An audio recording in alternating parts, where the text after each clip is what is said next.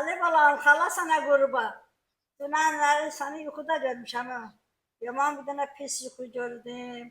Gördüm bir dənə böyük treli ilə sən təzadüf eləysən. Mən, Cahan xala, uşaqlar, hamımız gəlirsən, təsadüf var. Heç fırsat olmadı ki, səni aparaq bimaristana. Orada sən öləysən sonradan da. Yuxuda ağlayam, duruyam, ağlayam. Sübdən deyirlər bir qəraram elə, halım yoxdur. Sonra səni apardıq qəbirstanlığa. İstiyor səni bastıraq. İstiyor səni qəbirə qoyaq. Qəbirdən bir dənə yüzü işıq çıxır çölə. Hər yeri işıq tutubdur. Sonra molla qoymadı səni bastıraq.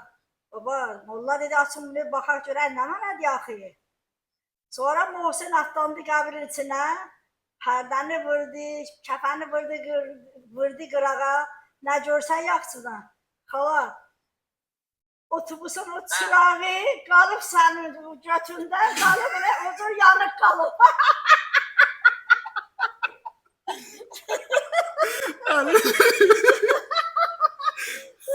Ali, neydi Nazır ben bu xalaların intikamını almadan neydi? Hani ben dikkatlerle başlayalım. Senin neyse ahırın olsun.